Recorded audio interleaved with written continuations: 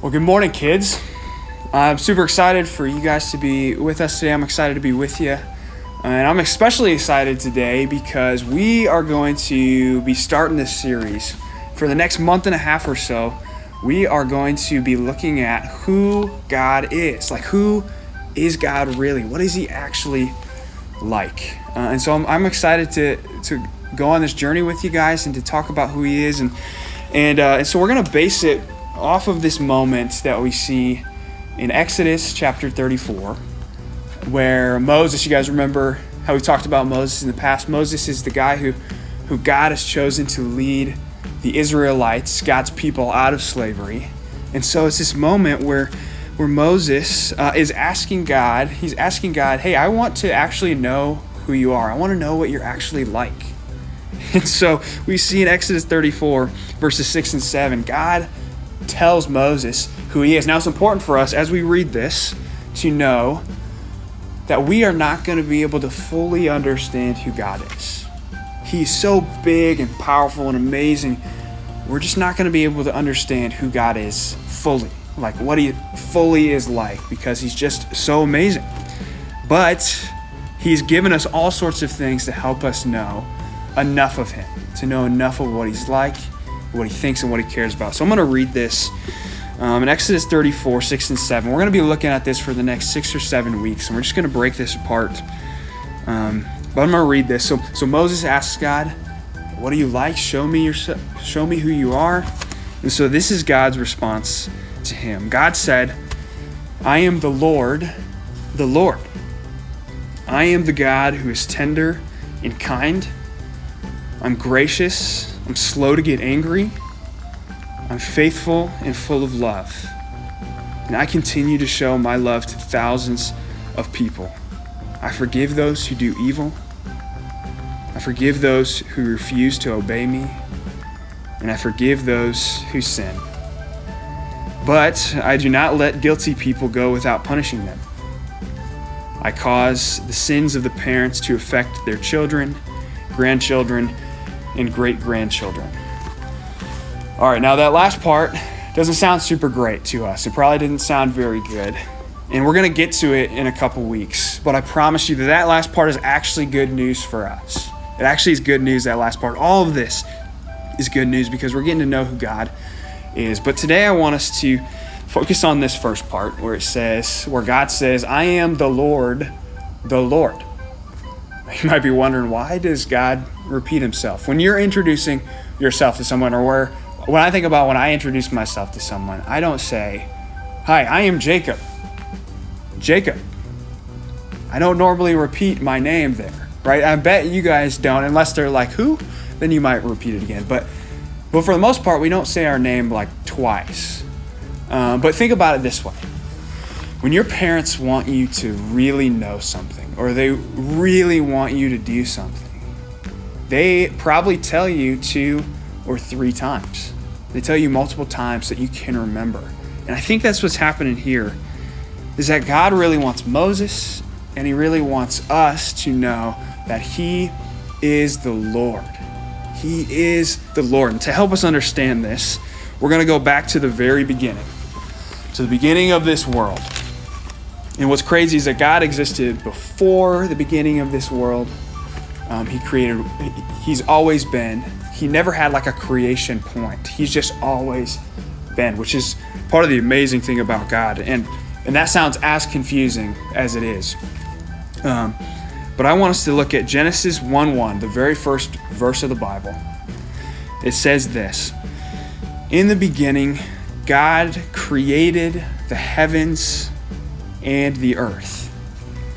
Now, did you guys actually catch that? God creates the heavens and the earth. He himself creates it. He creates everything. And as we keep reading in Genesis 1, we see that he creates so many different things. He creates water, he creates land, he creates light and darkness, the sun, the moon, the stars. He creates all the plants on the earth, all the animals that walk on the earth, all the fish in the sea, all the birds in the sky. He creates all of this. He is the Lord. He is the creator of all things. And he's actually talking to Moses. This is amazing. And although we might hear this all the time, that God has created everything, I think we lose sight of how amazing this is, that this big God who's created everything in the universe is willing and wanting to have a relationship with us. Just like he wants to have a relationship with Moses in Exodus 34. He wants to show himself.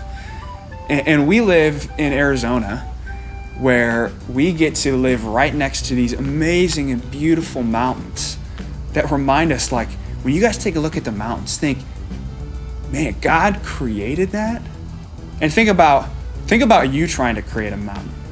Like, I know I could not create something as amazing as that. And for those of you that have lived in Arizona for a long time, maybe you forget how amazing the mountains are. I came from Illinois, where there is just flat ground. There are cornfields and bean fields. And so coming here, it's been just amazing to see how great God's creation is and to see those mountains. But you also may be wondering at this point why I left out God's most important creation, which is people. And so when we go down to verse 27, towards the end of God's creation on day 6, verse 27 says this, and this is amazing for us today too. It says, so God created human beings in his own likeness. He created them to be like himself. He created them as male and female.